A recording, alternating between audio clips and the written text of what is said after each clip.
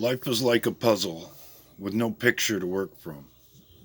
But if we're willing to pay attention and notice the angles and curves and the pieces, it all starts to make sense eventually.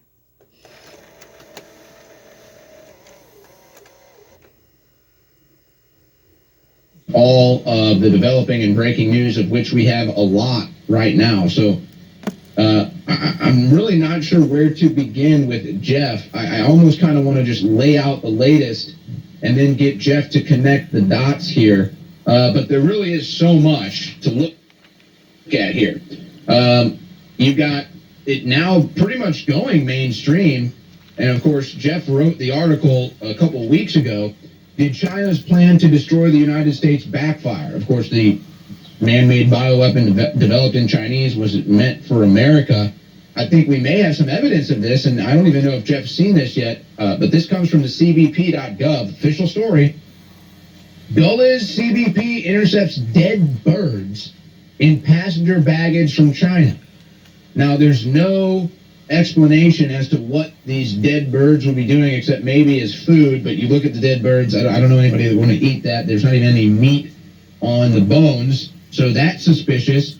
They're trying to find out people that have corona in Hawaii, the origins of that. Obviously, coronavirus people that have it are being flown in, detained. The numbers coming out of China are obviously not adding up. But then you have the World Health Organization teaming up with big tech to censor people from sharing news and stories and videos of the coronavirus. So, Jeff Nyquist, you wrote the article last month, kind of seeing it before, kind of like InfoWars, like, is this a man-made bioweapon from China? Were they trying to attack America? What do you make with all the latest news, and how do you connect all these dots? Well, out of the hundreds of cities in China, the COVID-19 virus appears in Wuhan, which is the center of their viral biological warfare research. So what are the odds that it would happen? And by the way, if this was just something casually, randomly mutating off of animals onto people, why would it have to be in China? China has a very sophisticated biological warfare program, and I brought up in the article a speech by General Chi Hao-chen, who happened to be the defense minister of China at the time. This speech was made about 17, 18 years ago to a select level of high party cadres, that's high-level Communist Party leaders. And he was no ordinary general. As the defense minister, he was also on the party military commission, which oversaw the entire Chinese military system from the point of view of the ruling Communist Party. And Xi's speech is quite long, quite technical, and I was able to verify this speech for my own information. I have over the years concentrated on Russia more than China, but my interest, one of my interests is the sociology of mass destruction weapons. Biological weapons are perhaps the most destructive weapons of human beings. And this speech by Chi Hao-chen, when it was translated by Epoch Times in 2005, at first I was kind of dismissive. But when I got into the details, I found a detail that a Russian defector who worked in China told me in 1999. Colonel Stanislav Lunev, who had defected from the Russian military, he had been the deputy head of the GRU in the United States at the time of his defection. Lunev told me about a meeting of the Russian generals in Moscow in early 1992. They had made a treaty with China for spying on the United States and sharing all intelligence. And the other thing they had done is that they had a war plan with China. And of course, the Soviet Union, this was after the collapse of the Soviet Union, which is quite remarkable. The general said, our nuclear war plan against America is still on, only we are not going to invade the lower 48 states. China is going to do it. We will invade Alaska and parts of Canada. And they talked about a division of North America between China and Russia, where Russia would get Alaska and parts of Canada, China would get the lower 48 states and I presume other parts of Canada, and other countries would be invited in for looting rights. And the thing that's significant is that in Xi's speech, which appeared in English in 2005, there is a passage Xi refers to trading territory in the north with Russia to get the territory we need in the lower 48 states. Now, maybe I should explain. Xi begins the speech explaining China's problem: overpopulation, severe degradation of the environment from pollution. They need, they need new land. Where are they going to get it? He said, India, Southeast Asia. If we try to invade that land, the Americans will oppose us. And Plus, we won't there's get no any room. It's already too populated. Well, they don't. They will depopulate. But he said that basically it's trivial compared to North America. That's the best land in the world. And he said if we have to fight the Americans anyway, we might as well make the land in North America. And so he said we need to clean up America. How to do it? He said a nuclear war won't do, because if we have a nuclear war with America, China will be destroyed too. So what we need to do is a surprise biological attack on America to clean America up. Those are the words that he uses. And he said that, he says, we communists, we consider ourselves communist humanitarians, and it's tragic, and America helped China in World War II, but it's them or us, because they stand in our way, and we have to build a second China on new land to keep China from imploding. And he talked about this social implosion coming to China from overpopulation, a downturn in the economy, and environmental pollution. And he said if this social implosion happens, they will blame the CCP, the Chinese Communist ruling party, and we will all be hung as criminals. And he said, so we have to justify our rule of China by teaching the Chinese people how to go out. And biological weapons, he said, give us the best chance. And he mentioned them making already by that time a number of biological weapons. He talked about genetic engineering of weapons and genetic specific weapons to target specific races or groups of people. And although he said this technology might be, 20, 30 years in the future, might not be accessible. But this speech is quite sensational, and I believe it's absolutely authentic. The senior editors at Epoch Times, of course, they know where it comes from. They know how their paper acquired it from the original Chinese. They have Josh Phillip has posted on Twitter the original Chinese text. If you go to Josh's Twitter feed, you'll find it there. This is some pretty next level information here, and I don't know how deep you want to go down the path you were on with basically the means to a, will really be, I guess, World War III or World War IV, depending on which historian you talk to, with China and Russia invading the West. And I can't even tell you how much stuff was going through my head when you mentioned about Russia and China, because it was my understanding that China would kind of come in under the guise of the UN. And those would really be Chinese troops, but under the guise of the UN, so that Americans wouldn't freak out. But I guess the coronavirus, it would have just ended up wiping out large population bases, and I guess they would have figured it didn't matter who or what, as long as the UN was there to kind of mop it up, then China could come in. Is that kind of your understanding in 30 seconds? Well, the virus is a precursor weapon. They would use multiple diseases. For example, the Russians had bubonic plague, anthrax, and smallpox as their weapon vectors that they manufactured large amounts. The Chinese, the virus that only kills a small percentage of the population but disables another large part is a precursor for other diseases to be spread that will do more destruction. What we're talking about like a primer. Yes, like a primer, exactly. This is the kind of weapon you use to put people in bed. A sick person requires other people to take care of them. If you've got a pandemic in which tens of millions of Americans are infected, and this is an illness that you could be hospitalized for 3 weeks, you've flooded all the hospitals already, you've infected medical staff, you've degraded systems, you've caused economic panic throughout the country, because people, of course, will panic when something like this happens. It will disrupt many systems in the country. Then you hit them with something even more lethal. You hit them with, weaponized Ebola. All right, we got to go to a break here, but let's actually focus on this and then the large chessboard when we come back with Jeff Nyquist. All right, ladies and gentlemen, let me just tell you this. You're getting next level information from Jeff Nyquist right now, and I mean, I'll be honest. I didn't really expect the interview to go this direction. I thought we'd more focus on the latest coronavirus news. That's kind of the backdrop.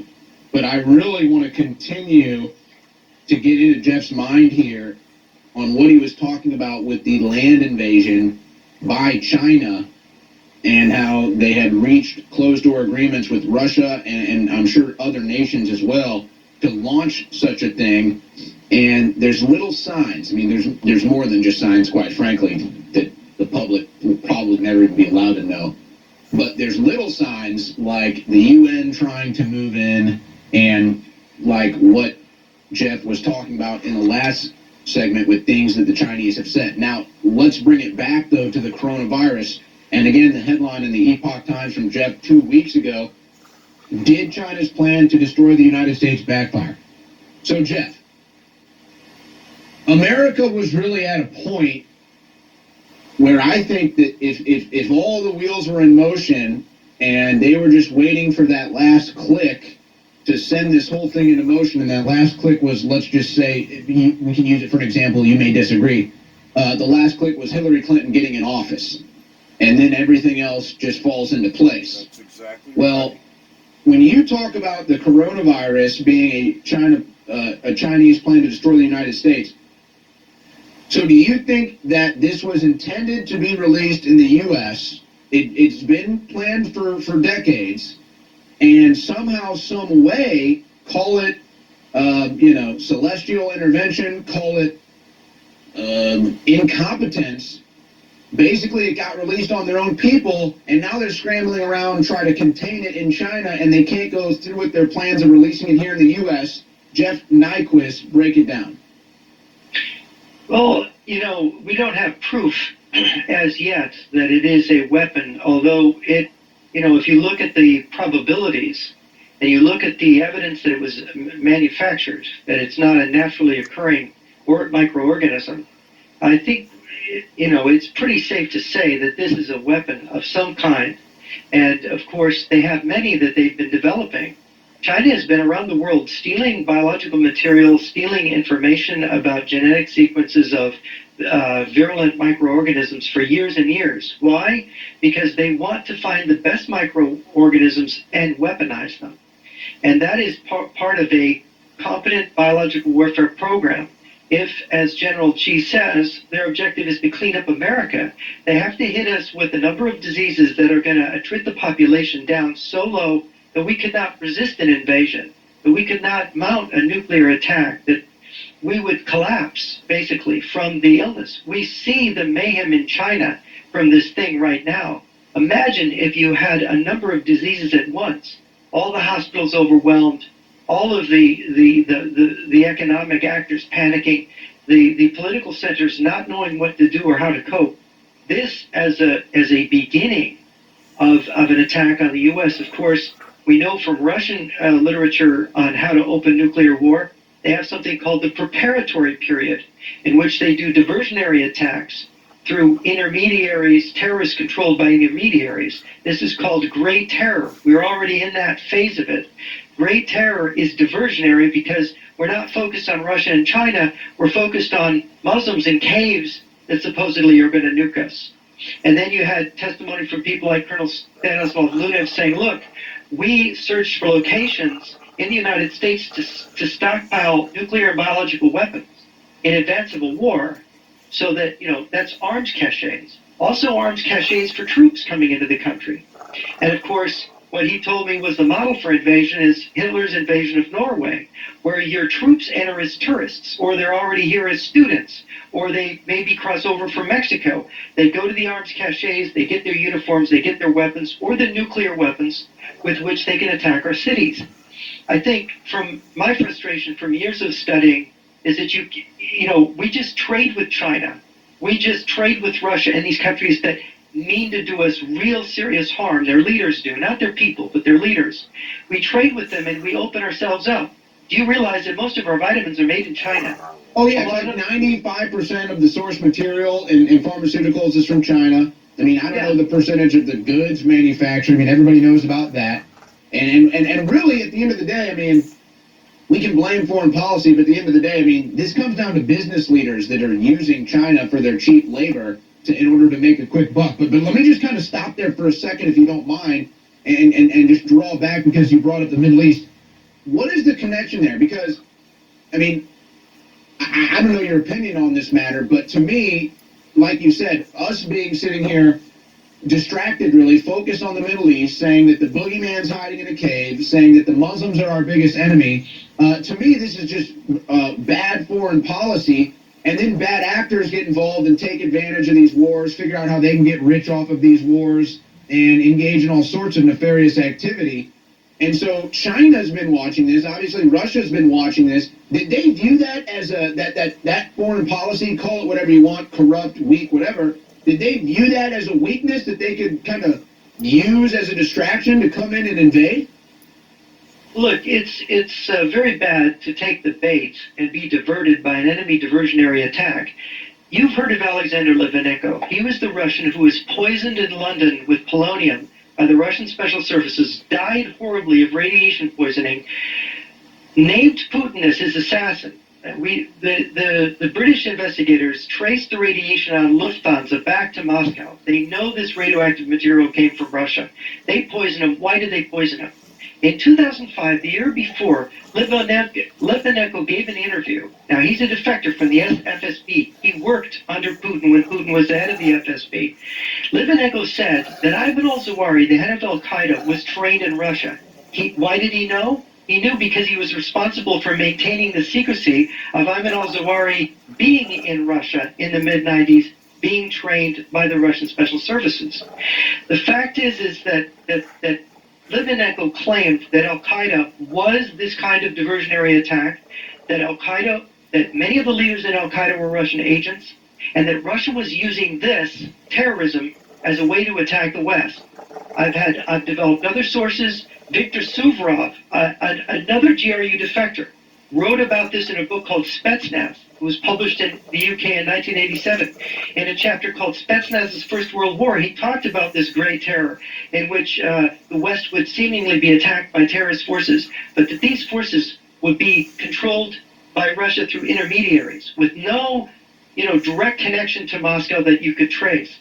All of these things came to pass. And the reason it's called the preparatory period is that they have to divert our intelligence resources and our military resources to actors and regions that are not them, so that they can build up their weapons, which they've been doing, by the way, since 9/11.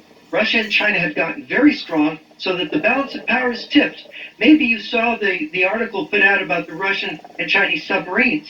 That the Navy's saying, well, we don't know in a war we could control our own coastal water. Pause right there because we're about to go to a break. But I want to use this opportunity to say something that's so important, or so important for President Trump and America right now. This is why we need to get out of the Middle East, folks, because other countries having international meetings use that to say, look at all the harm they're doing in the Middle East. We have to do something about it. I mean, folks, we got to get out of the damn Middle East. It's killing us.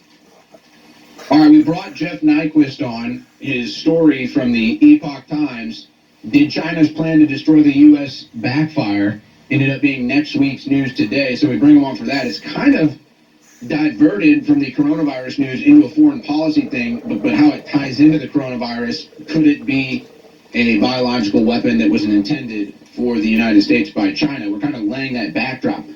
So let's kind of go back into that foreign policy discussion, and then just get your final thoughts and comments on the coronavirus before we let you go. But I'll just say this, I don't necessarily trust British intelligence when it comes to the polonium poisoning of that individual.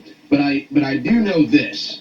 The Chinese have been looking at America as weak for a while, and obviously with your intelligence and your research, had plans to even come in and invade and take it down. The Middle East foreign policy has been one big giant hoax, is the best way I could describe it. A giant boondoggle.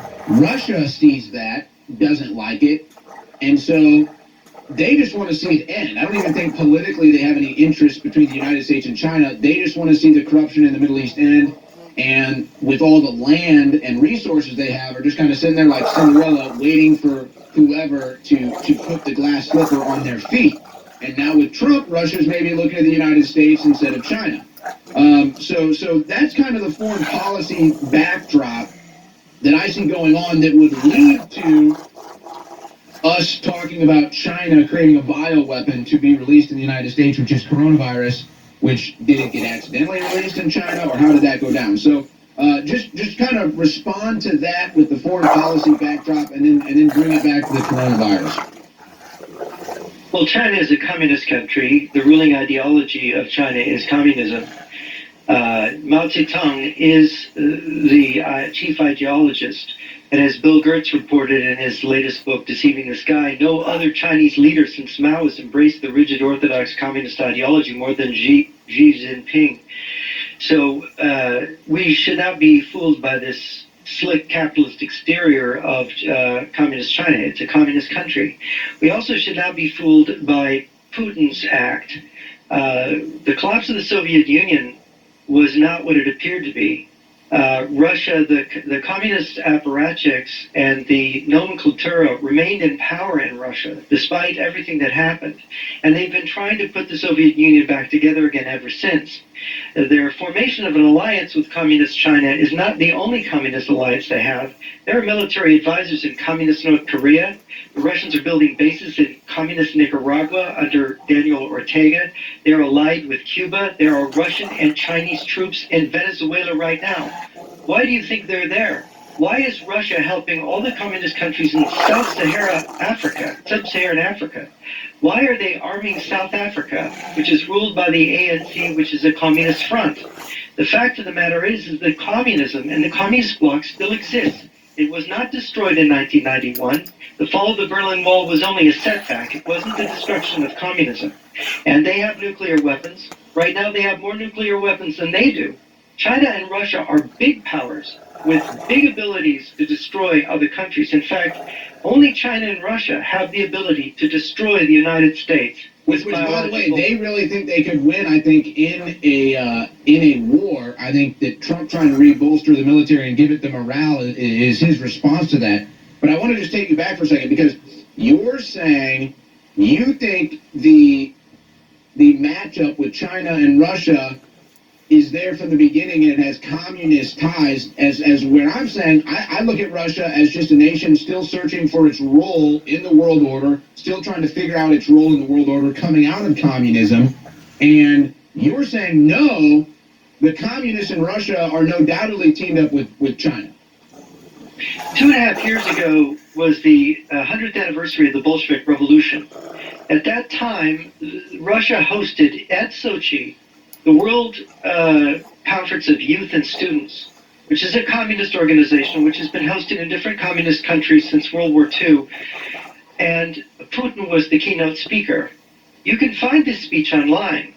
Putin says that he believes in them, they are the future, he is behind them.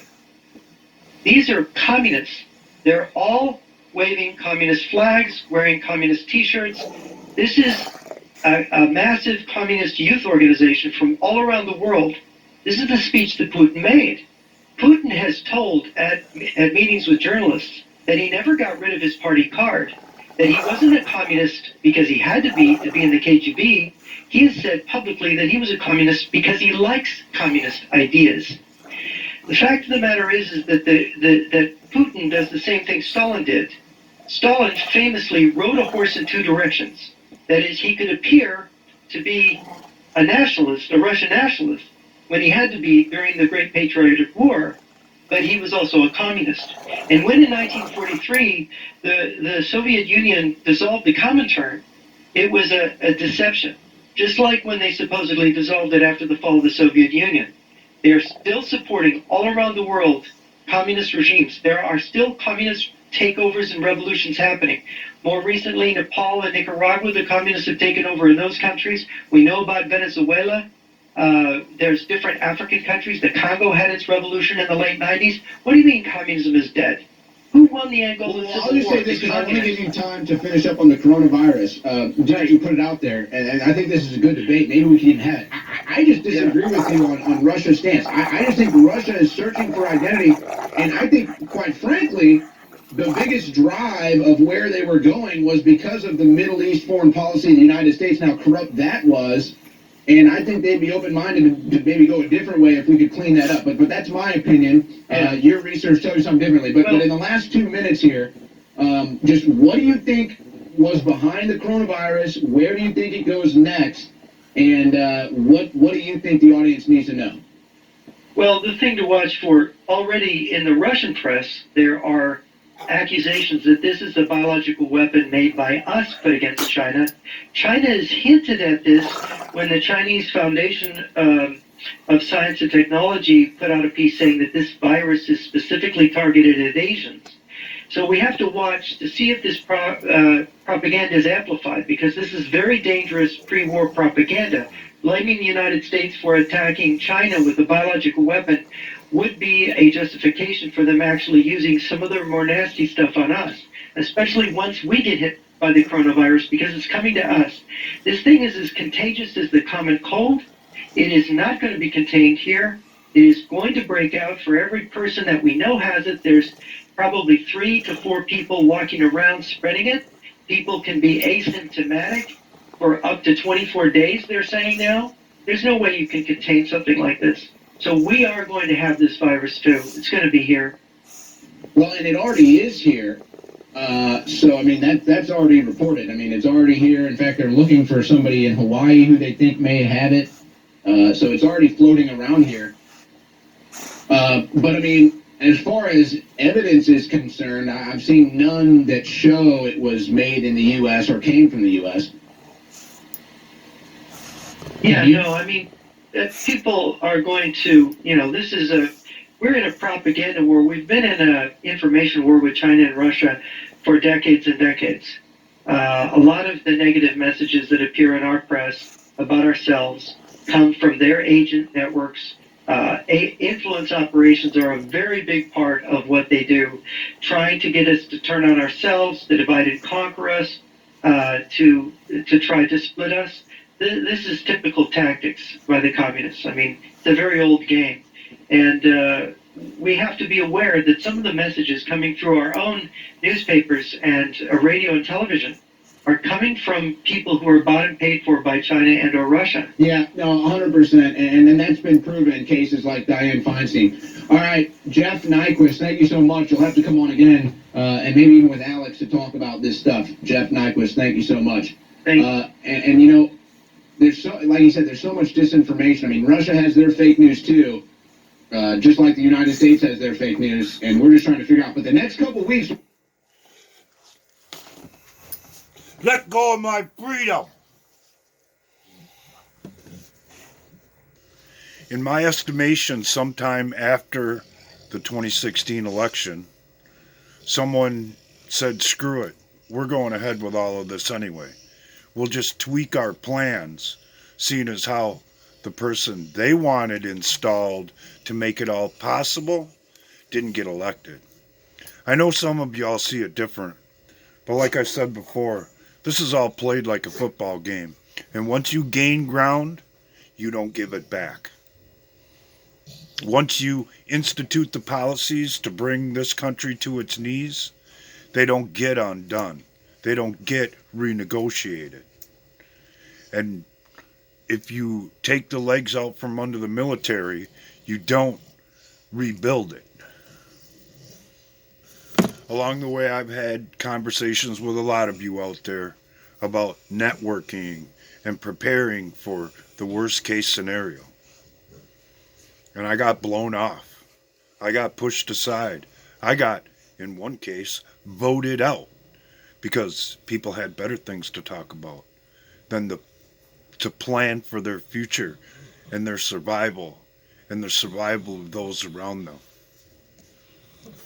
So at this point, I'll say the same damn thing the globalists said after the 2016 election. Screw it. We're going ahead with this anyway. And if you're ready or not, doesn't really make a shit bit of difference.